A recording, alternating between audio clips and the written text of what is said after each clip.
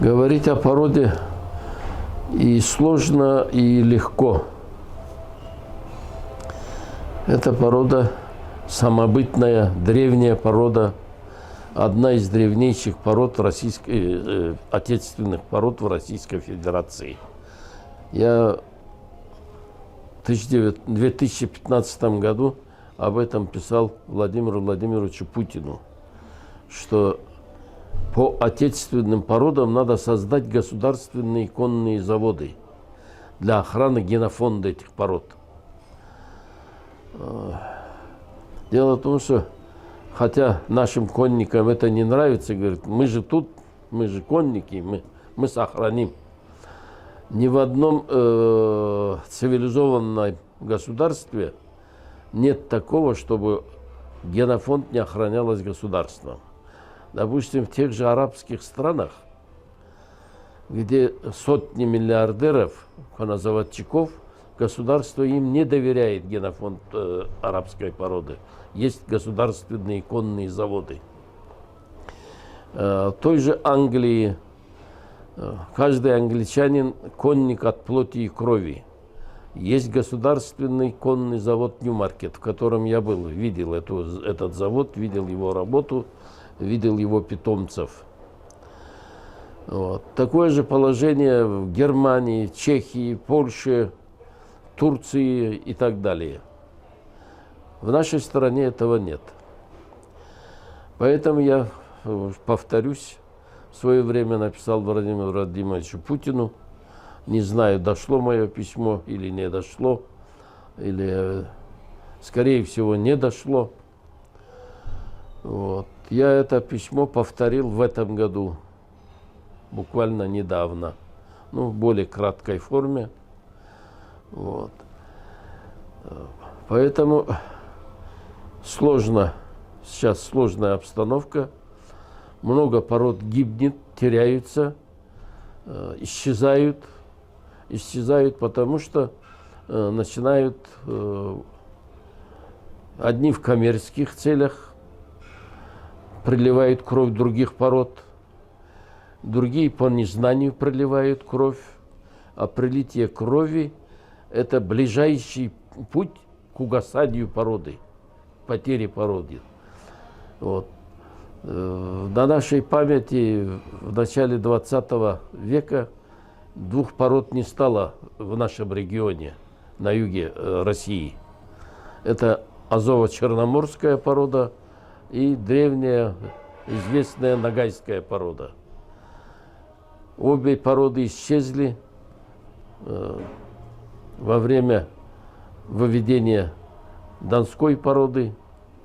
Вот, и дальнейшей работы с ними, пролитиями крови, обе породы они исчезли.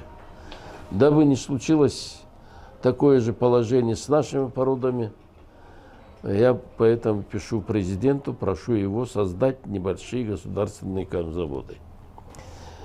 Сейчас имею информацию, что теперь уже не я, после второго письма моего в этом году, что мне говорят, уже не вы одни беспокоитесь об этом, значит, есть и другие энтузиасты, любители отечественных пород. Вот. И они тоже пишут, говорят. Так что, возможно, президент России вникнет в это дело, и эти заводы будут созданы, и эти известные породы, древние породы, могут быть сохранены. Ибо сейчас увлеклись ипподромными скачками, это английская чистокровная порода, ею, арабской породой, чуть-чуть, может быть, ахалтекинской. Ахалтекинская, раз я сказал про нее, скажу, что она самая древняя. Хотя хвалят арабскую, что она древнее, нет. Ахалтекинская древнее порода. Она, наоборот, улучшила в какой-то степени арабскую породу. Во время войн наибов пророка Мухаммада много пород завезли в арабские страны, в том числе ахалтекинскую породу. О карачаевской породе Значит, да, еще есть такое мнение, тоже новое появилось оно, ряд лет тому назад появилось. Европейские и американские ипологи, иполог — это ученые по коневодству, начали писать о том, чтобы евразийский континент не имеет исторической такой истории. Тут, черт, забыл это слово. Становление лошадей. Якобы они до большого ледникового периода, ледниковых периодов было много, но большой был один. Они перешли из Америки, тогда был перешейк, сейчас то, что сейчас называется пролив, он был перешейком, вот по этому перешейку они перешли сюда. И они пишут 3 породы.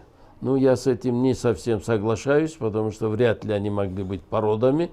Это, скорее всего, были 3 типа. Верховой тип, вот это, они ушли в степи.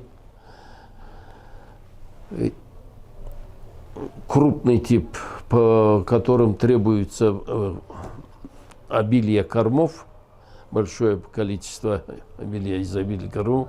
По поймам рек они паслись. Это их можно сравнить с современными тяжеловозами. Они ушли в Европу. И лесной тип, ну это типа монгольского, якутского, и ряд, если до сих пор называются лесными лошадьми, ряд пород таких есть. Карачаевская порода относится вот именно к этим степным породам лошадей, откуда пошли киргизская, халтикинская, ямутская и так далее, эти породы. Она очень древняя.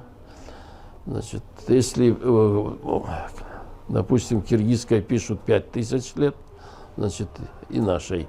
Но наши возили анализы на ДНК во Францию. Французская лаборатория выдала, что карачаевской породе не менее 3000 лет.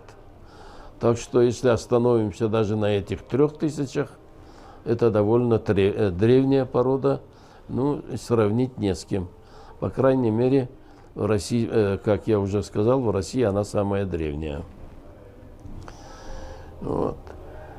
Если, дай Аллах, чтобы было принято такое решение создать маленькие, небольшие. Да, кстати сказать, вот наш Карачаевский конный завод до сих пор является государственным, только местного значения.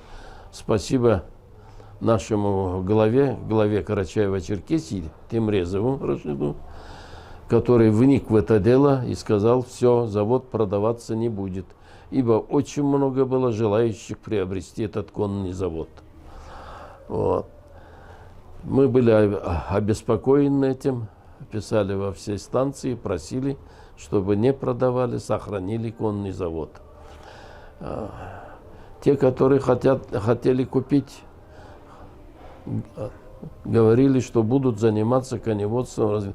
Ну, и у них другого пути нет, им иначе бы не продали. Но мы им не верим, потому что очень уж соблазнительная территория конного завода рядом с Кисловодском, земли смежные. В Кисловодске самом нету такой земли, как на территории конного завода. Там ровная плата до самого Бичесына. Строй, что хочешь. Вот, поэтому вот я еще раз благодарю главу Карачаева-Черкесии, что он вник в это дело и объявил о том, что конный завод был сохранен. Ну а в ближайшем будущем, я думаю, что все-таки президент Российской Федерации Владимир Владимирович Путин примет это решение об охране отечественных пород.